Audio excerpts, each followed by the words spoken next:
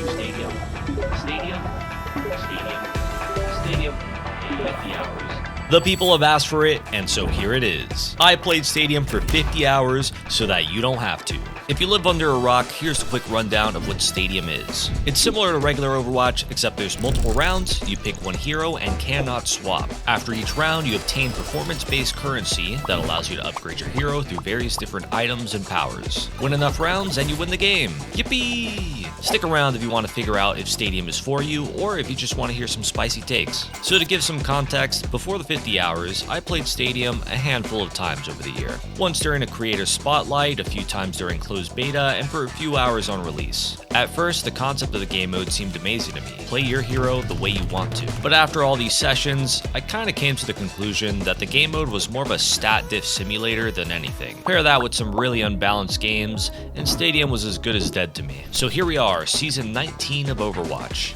Since I last played, Stadium has added a ton of heroes, maps, a new game mode, items, powers, and the real game changer, gadgets. But I'll talk more on that later. From the get-go, I had a very simple quest. Torb being one of the new additions, I had to make a hammer-only build. The shop UI thing was just as overwhelming as I remembered it, but with the help of chat, we cooked up a build that I would dub the Ankle Biter.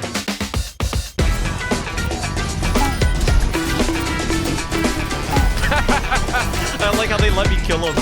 Bro's running, he's running, he's running. Come on, Soldier. You're next, buddy, you're next.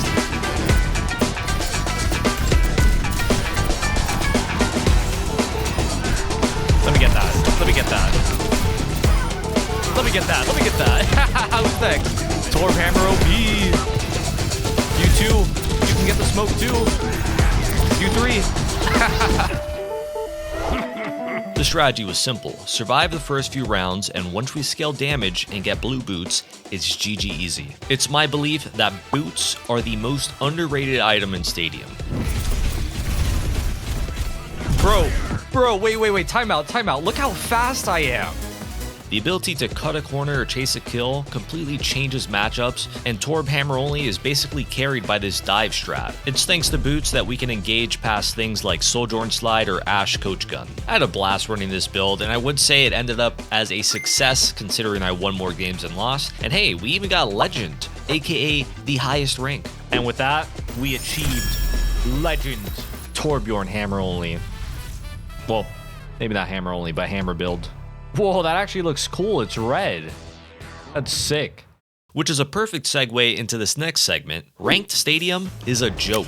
The highest rank is a participation trophy. For most of the ranks, losing games does not lose progress, and once you're high enough to lose progress, the losses are still breadcrumbs compared to the gains, so the real challenge is D-ranking. You'd think, oh, maybe the games are getting harder at least. Wrong. It was very common for me to play with and versus silver or gold players. Some of those players were ranked Stadium Legend, by the way. It goes without saying the games were also very unbalanced. As annoying as all this sounds, I'm a reasonable guy. It's already hard to balance Overwatch around players that are trying heroes they don't normally play. But then you throw in the skill of making a build, or even a step further, adapting around enemy builds, and it may as well be impossible to make balanced games. You can get 5 regular players from GM who have never played Stadium, throw them up against 5 diamond players that know how to build, and the GMs are getting spawn camped. Low key, sounds like a banger video idea. So basically, the matchmaking is cooked by design, and thus, it's also difficult to make ranks meaningful. I'd be impressed if they could fix it, but like I said, seems impossible, and honestly, the strength of Stadium is that it's casual.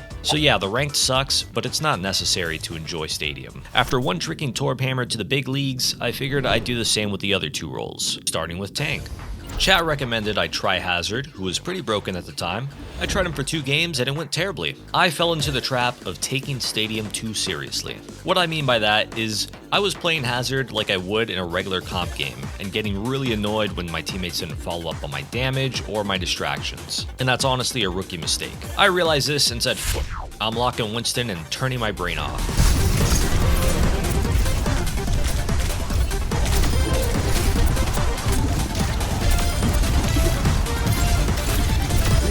Got him. Best decision ever, because Winston in Stadium is peak gaming. Winston gets his power where jumping while mid-leap initiates a redirect, which makes hitting max leap damage easier as well as makes him a way harder target to hit. At first, I played this build just scaling ability damage, but eventually the thought came, what if I added a bunch of cooldown reduction? And man, did that go crazy. And of course, what would any crazy mobility build be without the addition of boots? This build was flat out broken and one of the most fun ones I experimented with in the whole journey. If you're gonna play Stadium, you have to try this once. I ended up getting Legend with him after 8 hours and had a whopping 83% win rate just spamming brain dead mobility build. Some of you may have noticed that I swapped from third person to first, and I end up doing that a lot. Reason being, some heroes just benefit from first more than others. For example, primaling on Winston while in third person pretty much requires you to relearn how primal works. And personally, I'd rather not. Personally, I don't mind having to aim in third person, so I end up sticking to that more on most heroes, especially since being in first person is a disadvantage when it comes to seeing around corners and more of the game in general. I got asked a lot if they should add third person to regular Overwatch, and my answer to that is absolutely no. It flat out dumbs down the game, but I think it's necessary for Stadium because of the amount of visual clutter and chaos that takes place on the regular. Having the extra screen space to process information just levels things out. So now that I got DPS and tank to Legend, it was time I do the same on support. Which never happened. Why? The queues were insane! I get it, support's OP in this mode. Oh my god, wait, the delete! Of the few times I got to play it, I was having a blast. Speedy Glass Cannon Zen went hard, DPS Juno was cooking, but man, those queue times. It just wasn't happening. It's crazy to think that there's people out there sitting in 15-minute queues to play Mercy in Stadium.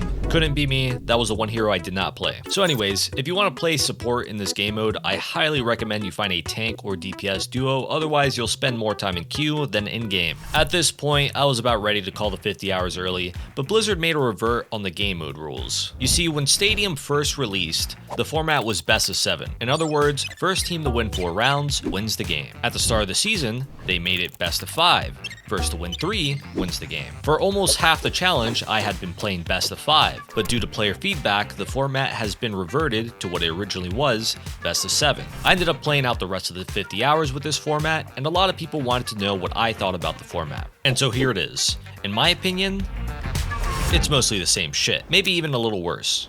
Best of 5 made for quicker games, quicker queues, and the items and powers got scaled sooner. Basically, the game got to the fun part faster. The argument I've seen for best of 7 is that it allows for more time to adapt, but from my experience, it just draws out lost games more than anything. I think this is one of those things where people just don't like change. Like if Stadium released as best of 5 and then changed to best of 7, same thing would happen, except the complaints would be that it's too slow. So even though I think best of 5 is better, I'm doubtful that we'll ever get it back, just because it would mean reverting a revert. It is available in Stadium Quick Play though, so there's that. Anyways, I'd say a lot of the fun with Stadium is just making gimmicky builds. There was a couple times I went anti-flyer build on Reaper, and it worked better than it should have. Oh my god.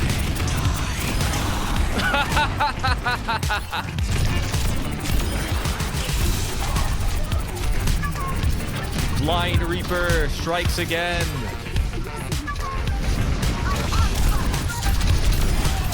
They fear the Flying Reaper, they fear him. Or I'd slap some super serum on him and be a backline deleter. There's totally a Karki behind us. Oh my god. He activated super serum for me. You. Let's go!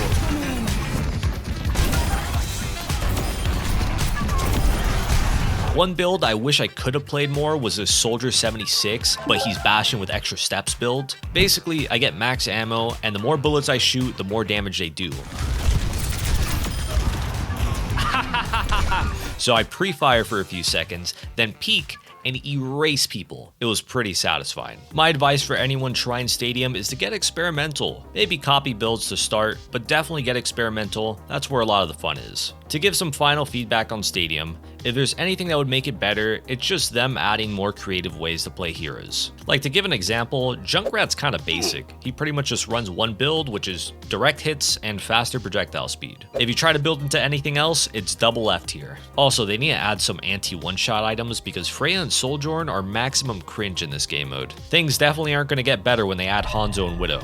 But besides that, Stadium is actually an awesome game mode. I've been converted from someone who swore to never touch the mode with a 10-foot stick and a hazmat suit to now a guy who will probably give it a go every season. A big part of that change is just the stuff they've been adding. It's not as bare bones as it was on release. There's a lot to play with now, and I look forward to trying whatever they add. If you're still on the fence about trying Stadium, I'd say give it a shot. It can be overwhelming at first, but so are most games. Don't sweat too hard, try things out, and I'm sure you'll have fun. That's about it for this video. As always, thank you for watching, and good luck on the grind.